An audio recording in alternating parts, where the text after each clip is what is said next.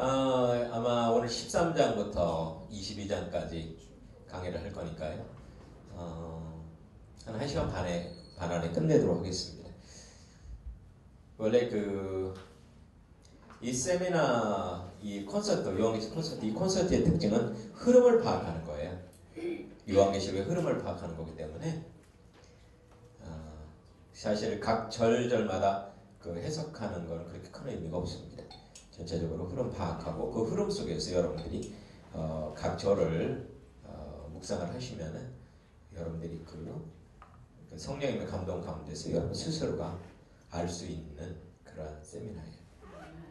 자, 우리 기도하고 13장부터 하도록 하겠습니다. 자, 기도하겠습니다. 거룩하신 하나님 아버지 감사합니다. 오늘 이렇게 저희들 하나님의 말씀을 듣기 위해서 모였습니다. 성경적 세계관으로 푼 이야기 요한계시록 세미나에 함께 하셔서 풍성한 은혜 내려주옵소서. 우리 주님 예수님의 이름으로 기도 올려옵나이다. 아멘. 자, 이 시간에는 13장을 강의하도록 하겠습니다. 요한계시록 13장은 두 종류의 짐승이 나옵니다. 요한계시록 13장은요, 7머리 10뿔 달린 짐승이 나와요. 요한계시록 12장에서는 7머리 10뿔 달린 붉은 용이 나오죠. 그런데 똑같은 형태인데 13장에서는 7머리 10뿔 달린 짐승이라는 이름으로 나옵니다. 자, 7머리 10뿔 달린 붉은 용은요, 루시퍼를 상징합니다. 사탄의 루시퍼를 상징하고요. 근데 13장에서는 왜 용으로 나오지 않고 짐승으로 나왔냐면 배후에서만 역사하던 루시퍼가 이제는 직접적으로 사람을 통해서 역사하기 때문에 짐승으로 나온 겁니다. 그래서 13장에서는 바닷속에서 7머리 10뿔 달린 짐승이 나옵니다. 이 바다는 세상을 의미하는 거예요. 그러니까 배후에서만 역사하던 이 사탄이 이제 세상에서 사람을 통해서 직접적으로 하나님을 대적하기 위해서 나온다는 것을 상징적으로 보여주고 있는 겁니다. 그리고 이 땅에서 두 뿔 달린 짐승이 나오거든요. 땅에서 두 뿔 달린 짐승이 나오는데 이 두 뿔이라는 것은 이 두 왕, 두 나라가 연합된 곳에서 나오는 인물이다. 그런 뜻입니다.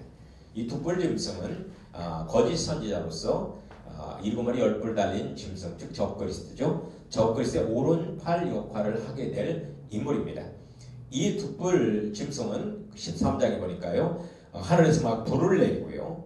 그리고 온갖 기적과 이사를 행하면서 사람들을 미혹하게 되고요. 그리고 짐승의 우상에게 경배를 하게 만들고요. 사람들의 이마와 오른손에 표를 받게 만들어서 세계 단일 정부를 만들게 될 그런 강력한 후원자 역할을 하게 되죠. 자, 13장은요. 붉은 용 사단이 내조합일된 적그리스도와 그 오른팔인 두 뿔 짐승과 그리고 666명의 행동 제장들이 나옵니다.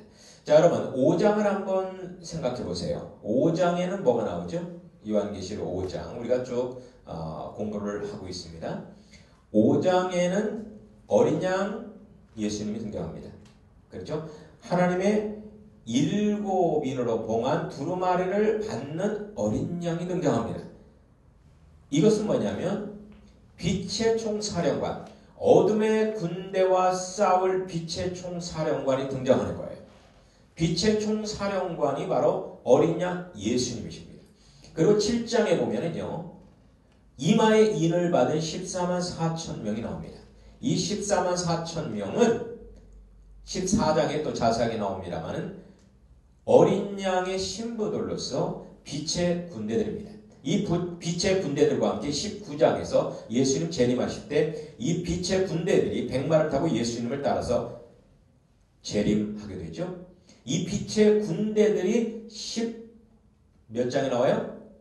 10장에, 7장에 나옵니다. 7장에. 그런데 이 13장에서는 바로 어둠의 총사령관과 그리고 어둠의 군대들이 등장을 합니다. 요한계시록은 짝이 딱 맞아요.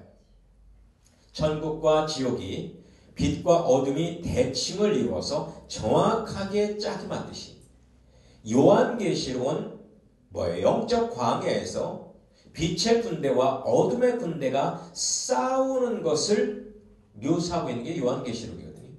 그래서 어둠의 총사령관이 7머리 10뿔 달린 짐승, 그리고 어둠의 사령관을 보좌하는 어둠의 군대들인 666명의 거짓 선지자들이 나오는 것이 요한계시록 13장입니다. 자, 사단 루시퍼는 하나님의 구속사역을 막으려고 배후에서 역사를 해왔어요. 자, 7머리 10뿔 달린 붉은 용이 그것을 우리에게 상징적으로 보여주고 있단 말이에요. 이 북다라는 것은 뭐냐면, 여러분 6장에서 나오면 북다라는 것은 홍마예요. 홍마라는 것은 전쟁을 통해서 역사한다, 그런 뜻입니다. 전쟁을 통해서 배후에서 역사했어요. 그래서 하나님의 선택한 하나님의 나라와 하나님의 백성들을 완전히 괴멸시키려고 배후에서 역사했습니다. 7머리라는 것은 솔로몬 왕이 예루살렘 성을 만들었을 때부터 예수님께서 재림할 때까지 이 예루살렘 성을 초토화시키고 이스라엘 백성들을 괴멸하려고 쳐들어왔던 7대 제국을 의미합니다.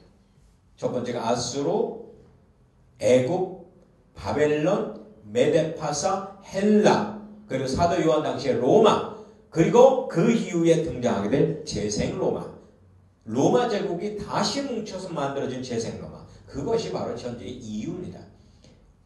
이런 7개의 대제국이 예수님 재림할 때까지 예루살렘 성을 초토화시키고 이스라엘 백성들을 박해하고 죽이게 될 거란 말이에요. 그런데 이때 이 배후에서는요, 재생로마까지는 배후에서 7머리 10뿔 달린 붉은 용, 즉 루시퍼가 역사를 했습니다. 루시퍼의 최고의 소원이 뭐예요? 루시퍼의 최고의 소원이 뭡니까? 하나님을 인정받는 거예요. 루시퍼는 자기 모든 것을 가지고 있습니다. 그런데 하나 안 가지고 있는 게 뭐냐면 하나님으로서의 권한을 안 갖고 있어요. 정말 신적 능력, 신적 모든 지식체 다 갖고 있는데 안 가지면 하나님으로부터 존경을 받지 못해요. 1인지와 만인지상의 자리에 있었단 말이에요. 그래서 루시퍼가 가장 원하는 건 뭐냐면 하나님처럼 되는 거예요. 하나님으로 피조물들로부터 하나님으로 대우받는 거예요.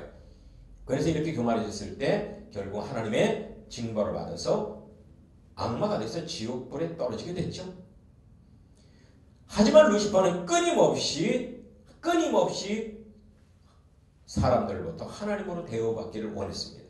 그래서 바벨론 제국을 세워요. 니무롯을 통해서 바벨론 제국을 세워서 하나님으로 대우받으려다 결국 하나님께서 그 바벨론 제국, 바벨탑을 완전히 무너뜨려 버리시죠. 그리고 나서 계속해서 역사를 합니다. 계속해서 역사를 해요. 그렇게 하다가 이제는 마지막 시대 때 마지막 바벨론 제국, 신바벨론 제국을 만들어서 이것은 어떤 고대 때 있었던 그 신바벨론 제국이 아니고요. 성경적인 신바벨론 제국. 니무롯에 의한 바벨론 제국이 읽고 바벨론 제국이고요. 그 다음에 요한계시록 13장에 적그리스도에 의해서 만들어지게 될 세계 단일 정부가 바로 신바벨론 제국. 이것은 요한계시록 18장에도 나옵니다. 이 신바벨론 제국을 만들어서 거기에서 루시퍼가 하나님으로 영광받는 거예요. 하나님으로 대우받는 거예요. 그래서 이 루시퍼는 이제는 직접적으로 역사를 합니다. 배후에서만 은밀하게 역사하다. 이제는 사람을 통해서 직접적으로 역사를 하게 돼요. 사람 속에 내조 합일되는 거예요. 사람 속에 내조 합일해서 그 사람을 통해서 하나님으로 인정받는 겁니다. 하나님으로 대우받는 거예요. 그것에 대한 내용이 요한계시록 13장에 나오고 있습니다. 13장에 나오고 있어요. 자, 이 적그리스도는요, 메시아로서 종교적인 역할만을 수행하면서 신적 근엄성을 유지하게 될 겁니다. 아주 그냥 자기가 하나님이라는 근엄성을 유지하게 될 거예요. 하지만 이 적그리스도 안에는 루시퍼가 내조합일되어 있어요. 루시퍼는요, 악의 근원입니다. 이 악의 근원인 어둠의 실체인 루시퍼가 내조합일되어 있는데 거룩함을 가질 수가 없죠. 하지만은 외적으로 사람들로부터 하나님 대우를 받기 위해서 어떤 거룩한 신적 근엄성을 유지를 합니다. 하지만 탐욕의 근원인 이 루시퍼는 자신의 탐욕을 실현시킬 정치적인 인물로 누구를 선택하느냐? 둑불짐승을 선택해요. 둑불짐승. 이 둑불짐승, 뿔이라는 것은 두 나라라고 말씀드렸죠. 두 나라. 두 임금. 이것은 17장에 나옵니다. 열뿔을 열나라라고 표현하고 있어요. 열나라 왕이라고 표현하고 있습니다. 그러니까 뿔이라는 건 권세예요. 권세. 이 권세, 권위를 상징합니다. 두 뿔이라는 건 두 개의 권세를 갖고 있는 두 왕. 그러니까 두 나라가 연합된 곳에서 나오는 인물이다. 이런 뜻입니다. 여러분, 기독교 국가고 그리고 세계적인 정치, 경제, 군사 모든 것에서 강력한 권위를 갖고 있는 두 나라는 어디밖에 없어요? 미국과 캐나다밖에 없어요. 그리고 언어도 같고요. 그리고 어디 연합할 수 있는 모든 조건이 완벽하게 갖추어져 있습니다. 그래서 이 미국과 캐나다가 어느 날에 이제는 연방을 하게 되고 연합을 하게 되고 거기에 있는 최고 통치자가 이제는 대환란 때 적그리스를 보좌하게 될 둑불 짐승이 될 겁니다. 그래서 이 둑불 짐승을 통해서 세계 단일 정부를 실질적으로 만들어 나가는 거예요. 여러분, 세계 단일 정부를 만들려면요 뭐가 필요합니다. 어떤 사람들에게 꿈을 줘야 되지만 항상 모든 사람이 그걸 찬성하는 것만 아니거든요. 그렇기 때문에 반대하는 사람을 무자비하게 숙청을 해야 돼요. 무자비하게 숙청을 해야 됩니다. 그런데 이 적그리스도는 자기가 하나님으로 대우받고 있는 하나님의 무자비하게 숙청을 해봐요. 이거 체면이 안 쓰잖아요. 그래서 둑불짐승을 세워서 둑불짐승을 통해서 그 이런 일을 다 처리하는 겁니다. 다 처리하는 거예요. 그래서 이 둑불짐승을 통해서 사람들의 이마와 오른손의 표를 받게 하는 거예요. 이것은 뭐냐? 세계 단일 정부 시민권을 주는 거예요. 요새 이 표라는 것이 상당히 구체화되고 있죠. 어떤 분은 RFID 칩이다. 생체 칩이다. 이 안에는 모든 어떤 인간의 정보가 다 들어가 있어서 이것을 갖게 되면 그것이 어떤 신용카드 역할, 주민등록증의 역할을 한다. 그래서 그것을 갖다 오른쪽에다가 쌀털보다 더 작아요. 딱 넣는데 0. 몇 초 만에 집어넣습니다. 그러면 그것이 작동을 하면서 GPS 기능돼서 어디 있는데 다 위치 추적이 되고 그 사람 건강 체크가 되고 그리고 그것을 갖다 사람들 조종할 수 있는 기능까지 있습니다. 이것이 없냐? 세계 단일 정부 힘으로서 시민권이에요. 이것을 밖에서 세계 단일 정부를 만들게 되죠. 자, 여러분, 이런 어떤 적그리스도와 둑불짐승 666명의 거짓 선지자들, 이 660명의 거짓 선지자들은요, 이 둑불짐승이 이 자기를 어떤 보조하기 위해서 만들어낸 둑불짐승이 낳은 영적인 자식들이에요. 악마의 자식들이죠. 이마의 표를 받았다는 뭐냐면 원래 고대에는요, 이 노예에는 이마에다 화인을 찍었습니다. 요한계시록 7장에도 이마의 표를 받잖아요. 주인의 소유라 그런 뜻이에요. 요한계시록 7장에 나오는 14만 4천 명 이마의 표를 받는데요. 이 14만 4천 명은 예수님의 소유다 그런 뜻이고요. 그 다음에 23장에 나오는 이마의 표를 받는 666명은 누구의 소유다? 사탄의 소유다. 사탄의 소유다. 그런 의미로 이마의 표를 받게 되는 겁니다. 그런데 이런 적그리스도와 둑불짐승과 666명에 대한 것이 구약 성경에 모형적으로 나오고 있어요. 이스라엘 백성들이 광야 과정을 거의 다 마치고 나서 이제 마지막 전투를 앞두고 있습니다. 마지막 전투를 앞두고 있어요. 제일 먼저 전투는 뭐예요? 바로 군대가 출격하죠. 일방적으로 쫓기기만 합니다. 그 다음 두 번째 전투는 뭐예요? 아말렉 족속과의 싸우게 되죠. 뭐예요? 100전 50승 50패. 손을 들 매기고 손을 내리면 집니다. 그래서 여호와 니시 하나님께 맡길 때 승리한다는 그런 놀라운 영적 비밀을 깨닫고 하나님께 맡김으로써 승리하게 되죠. 그리고 나서 마지막 전투는 바로 아모리, 바산, 미디안 왕들과 싸우게 됩니다. 이때 등장하는 인물이 있습니다. 누구냐? 모압 왕 발락입니다. 모압 왕 발락. 이 모압 왕 발락이 치명적인 계략을 짜서 이스라엘 백성들을 멸망시키려고 합니다. 그래 그걸 알고자 당시에 유명한 발람 선지자를 초대를 하게 됩니다. 그런데 이 발람 선지자는 그 초대에 거절하게 됩니다. 나는 이스라엘 백성들을 멸망시킬 그 비밀을 알려줄 수 없다. 그런데 발락 왕은 발람 선지자가 물질을 좋아하는 걸 알고 계속해서 더 많은 물질을 갖다가 바칩니다. 결국은 발람 선지자가 그 물질 때문에 결국은 발락의 꾀에 넘어가게 되죠. 그리고 그 계략을 알려줍니다. 이스라엘 백성들은 거룩한 백성이기 때문에 저들을 음란하게 만들면 됩니다. 음란하게 만들고 우상에게 경배하게 만들면 이스라엘 백성들은 직접 하나님의 저주를 받아 멸망하게 되어 있습니다. 굳이 왕께서 힘쓸 필요 없습니다. 이걸 알려줍니다. 그래서 이 모압 왕 발락은 모압의 미스 모압들을 모으게 되죠. 모아서 그 미스 모압들 그 미니스커트 입히고 뭐 수영복 입히고 그렇게 해갖고 그 앞에서 온갖 교태를 부리고 그 어떤 우상의 제단을 쌓고 그 앞에서 막 춤을 추게 만들고 그럽니다. 섹시 댄스 추게 만들고. 그러니까 이스라엘 백성들이 그거 보고 다 넘어가요. 넘어가서 그들과 놀면서 우리 술 마시고 우리 여기다 우리 절해요 괜찮아요 하면서 막 그렇게 하면서 우상을 숭배하게 되고 이렇게 하게 되면서 이스라엘 백성들에게 엄청난 재앙이 쏟아집니다. 결국은 이 비느하스가 모압의 어떤 모압의 음녀들의 왕이라고 하는 누구예요? 고스비. 음녀들의 왕이라고 하는 고스비가 어떤 그 족장과 함께 음행을 주고 있을 때 창으로 찍어서 둘을 무슨 꼬치처럼 찍어갖고 죽이게 됩니다. 그러면서 재앙이 멈추게 되죠. 자, 여기서 모압왕 발락이 나오거든요.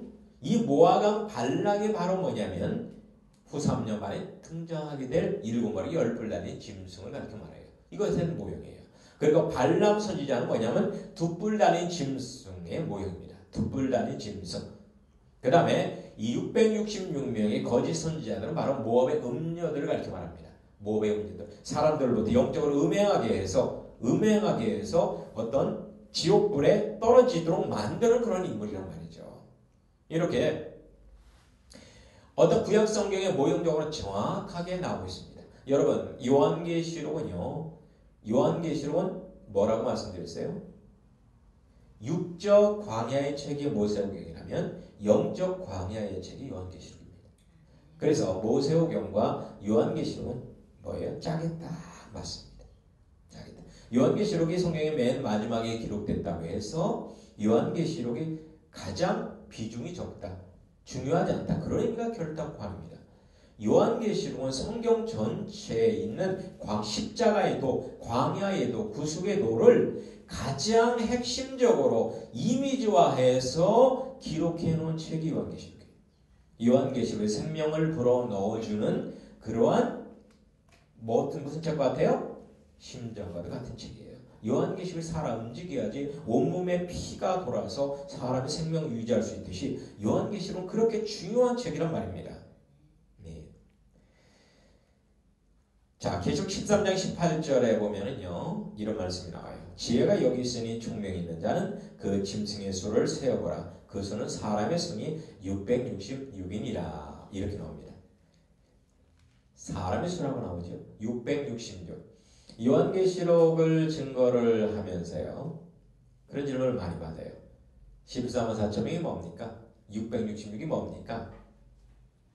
자, 14만 4천명은 구원받은 모든 사람의 상징수죠. 666은 네로 황제를 의미하는 비밀 숫자죠. 컴퓨터 바코드죠. 뭐 이런 말씀들 많이 하십니다. 그런데 666이라는 것은 보세요. 짐승의 수고 사람의 수다 이렇게 나와요. 짐승이 사람이라는 뜻이거든요.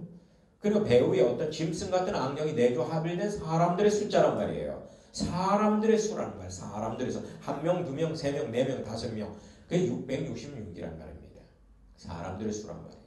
이 666명은 바로 어둠의 군대들을 의미하는 겁니다. 빛의 군대는 14만 4천 명이라고 말씀을 드렸죠. 자, 그것이 바로 어둠의 총사령관과 그리고 어둠의 군대들이 등장하는 것이 바로 계시록 13장의 내용입니다. 자, 그러면 14장을 한번 보도록 하겠습니다. 요한계시록 13장부터는 7번째 나팔이 불게 되면서 있게 될 7번째 나팔 재앙. 즉 후 3년 만에 시작되는 겁니다. 요한계시록에서요.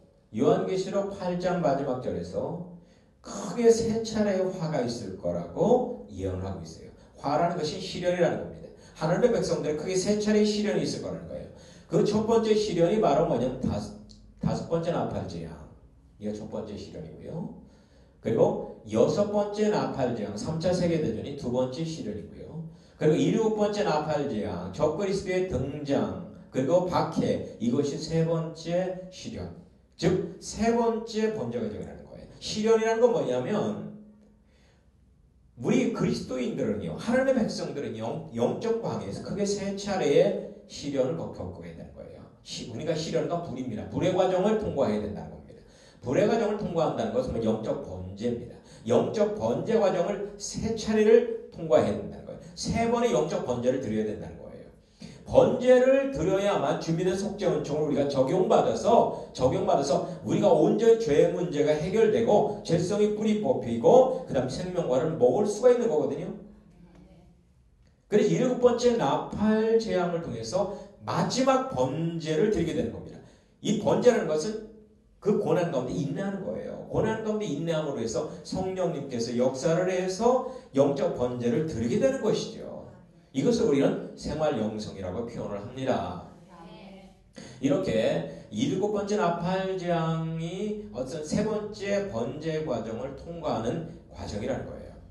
자, 14장에서는요, 무엇이 기록되어 있냐면, 첫 번째로 이거죠, 대환란 직전에 휴거된 성도들이 나오고요. 그리고 후 3년 반 중반기 때 두 번째로 이거죠, 순교하는 성도들이 나오고요. 그리고 악으로 이거져서 심판받는 불신자들이 나옵니다. 즉, 두 번째로 이거진 가라지들이 나와요. 두 번째로 이거진 알곡과 두 번째로 이거진 가라지들이 등장을 합니다. 그러니까 13장은 후 3년 반 때에 계시록 7장에 나온 14만 4천 명이 어디에 있는가를 우리에게 보여주고 있어요. 14만 4천 명이 어디에 있는가? 자, 14만 4천 명은 구원받은 모든 사람을 상징적으로 표현해 준 겁니다. 구약의 12지파 곱하기 신약의 12사도 곱하기 그 다음에 완전수 1000 이렇게 하면 14만 4천이 나오거든요. 근데 그 근거가 무엇인지 모르겠어요. 14만 4천 명만 똑 떨어지면 그게 맞는 겁니까? 신구약에 구원받은 모든 사람들의 상징적인 수라고 얘기하는데요. 여러분, 좋은 게 아니에요. 성경은 진실입니다. 진실이 좋은 것이에요. 좋은 게 아니에요. 14만 4천 명은 대환란이 시작되기 전에, 즉 마지막 한일의 집행 유예 기간인 교회 시대 동안에 하나님께서 개인적으로 주어진 영적 광야에서 세 차례 영적 번제 과정을 잘 통과한, 즉 광야에서 영적으로 승리자가 된, 영적으로 이긴 자가 된 사람들, 그래 처음으로 이거저 생명과를 먹은 사람들의 숫자입니다. 이 사람들은 육적인 대환란을 통과할 필요가 없어요. 그렇기 때문에 예수님 공중 강림하실 때에 그들은 들림받게 되죠. 데살로니가전서 4장 마지막 절에 나오는 말씀대로 들려 올려가게 되죠. 이것을 휴거라고 합니다. 휴거는 영어가 아니에요. 대부분 영어라고 알고 있더라고요. 휴거는 한자어입니다. 한자어. 들 겁니다. 끌려 올라가다. 그런 뜻입니다. 그래서 이 사람들은 휴거가 됩니다. 하지만은 읽지 않은 사람은 이 마지막 대환란을 통해서 익어줘야 돼요. 대환란 영적 광야입니다. 영적 광야 과정을 통해서 익어져야 되기 때문에 그 광야에 들어가서 크게 세 차례의 시련 과정을 통해서 익어지게 되죠. 그래야 후 3년 반이 돼서 24만 4천 명이 어디에 있는가, 이것이 14장에 나오고 있습니다. 이걸 통해서 대환란 후 3년 반에 있게 될 하나님의 백성들, 우리 그리스도인들에게 큰 소망을 주기를 위함이에요. 소망을 주기를 위함입니다. 어떤 사람은 14만 4천 명이 대환란에서 이삭 죽게 할 유대인의 추수꾼이들이다, 이렇게 주장하는 사람도 있거든요. 그러면 14만 4천 명이 대환란이 있어야 되는데 14장에 보니까 대환란 한참 진행되고 있는 그 시점에서 14만 4천 명이 시온성에 있어요. 시온성이라는 것은 뭐냐면, 물론 이 시온성은 예루살렘성이 옛날 이름이거든요. 시온성, 다윗성, 예루살렘성 이렇게 이름이 바뀌었는데요. 이 땅에는 시온성이 아니라 천국에 있는 시온성, 즉 천국의 수도, 하나님의 보좌가 있는 3층천입니다. 천국의 3층천을 가리켜 말해요. 이 삼층천에 있다는 거예요. 어린 양 대신 예수님과 함께 삼층천에 있다는 겁니다. 그분들이 어떤 삶을 살았느냐, 어떤 여자와 음행하지 않고 주님이 어디로 인도하든지 가서 순종하고 그리고 거룩하고 깨끗하고 그 입에 흠이 없고 거짓말을 하지 않는 자들이더라. 그러한 삶, 이건 뭐예요? 밝은 빛된 삶, 밝은 빛의 삶이죠. 하나님의 뜻을 순종하는 생활 영성의 삶이죠. 이런 삶을 온전히 사는 사람이라는 겁니다. 그 사람들이 바로 예수님과 함께 천국 삼층천에 있다는 거예요. 근데 그들의 이마에 어린 양과 아버지의 이름이 있더라. 이렇게 나오잖아요. 근데 빌라델피아 교회 사역자에게 약속한 편지에 보면은 이긴 자가 되면 그 이마에 하나님과 어린 양의 이름을 기록해 주리라. 이렇게 약속을 하거든요. 이 이마에 이름이 기록된다는 것은 생명과를 먹는다, 흰옷을 입는다와 같은 의미입니다. 그러니까 14만 4천 명은 뭐란 뜻이에요? 교회 시대에 이긴 자라는 뜻이죠. 이긴 자라는 뜻입니다. 교회 시대에 이긴 자 하면은 누가 있어요? 대표적으로 예수님의 12사도, 그죠? 그 다음에 사도 바울, 그 다음에 초대 교부들, 어거스틴이라든지 오리겐이라든지 터툴리안 초대 교부들, 그 다음에 중세 성인들, 프란시스 같은, 그 다음에 종교개혁들, 마르틴 루터라든지 존 칼빈이나 쭈비글리라든지 후스라든지 이런 분들을 의미하는 거예요. 이런 분들은 교회 시대 교회 기둥처럼 쓰임받은 분들이고, 이런 분들은 결단코 나가지 않으리라. 이 말은 뭐예요? 생명책에서 지워지지 않으리라. 아멘. 그래서 이렇게 14장에서 휴거된 13만 4천 명을 보여주는 것은 뭐냐면 바로 대환란시 그리스도인들의 죽음이 결단코 헛되지 않은 것을 강조하는 거예요. 그리고요, 이건 두 번째 익어진 열매를 추수한 내용이랍니다. 구름이 앉으니까 낫으로 두 번째 익은 열매를 추수하잖아요. 그죠? 자, 익은 곡식을, 이것은 후 3년만 중반기 때 적그리스도에 의해서 엄청난 박해와 엄청난 순교 사건이 있게 됩니다. 그리스도인들을 어떤 적그리스도 우상에게 경배하지 않고 그 오른손에 표를 받지 않는 그리스도인들을 무자비하게 다 죽이게 될 겁니다. 이때 무슨 바람이 불게 되는 거예요? 계시록 6장에 보면 다섯 번째 인이 떼어지면서 불게 되는 순교자의 바람이 불게 돼요. 순교자를 만드는 바람이 불게 되는 겁니다. 이때 순교자를 만드는 바람이 불게 되면서 사람들이 있잖아요. 아주 그냥 집단적으로 죽게 될 겁니다. 그때 단두대가 등장한다는 얘기도 있고요. 어떤 방법이든 간에 죽게 돼요. 왜 죽느냐? 익었기 때문에. 여러분, 곡식 익으면 추수를 하잖아요. 그래서 두 번째는 익어진 열매를 추수한다는 거예요. 이것은 복 중에 복이라는 것입니다. 그리고 포도송이를 추수하는 게 나옵니다. 서로 어떤 대비를 하기 위해서 알곡과 포도송이로 나눈 거예요. 알곡과 포도송이. 이 포도송이는 뭐예요? 붉게 익었어요. 이 포도송이는요, 익게 되면 큰 웅덩이를 파고 거기에 집어넣고 거기 가서 막 자근자근 밟습니다. 그런데 그 자근자근 밟는데 그 포도송이가 자근자근 밟는데 그 나오는 피가 말굴레까지 닿더라. 말굴레까지 닿고 그것이 뭐예요? 그 길이가 어디까지 미친다고 나와요? 1600스타디온에 퍼졌더라. 이건 뭐예요? 악으로 무르익는 것을 상징하는 겁니다. 악으로 무르익어서 완전히 뭐예요? 선악과를 먹은 사람들. 생명체가 완전히 지워져서 악마의 자식이 된 사람들. 이런 사람들이 뭐예요? 그렇게 많게 될 거라는 거예요. 그러니까 14장에서는 영적 광해인 대환란에서 크게 세 차례의 번제 과정을 통해서 온전히 속전층을 적용받은 익어진, 그래서 생명과를 먹은 사람들이 나오고요. 그 다음에 뭐예요? 철저히 뭐예요? 정과 욕심 따라 살고 하나님과 독립해서 하나님과 상관없이 살아서 악으로 완전히 무르익어져서 악령과 하나 된 선악과를 먹은 사람들이 이렇게 대비돼서 14장에 나오고 있습니다.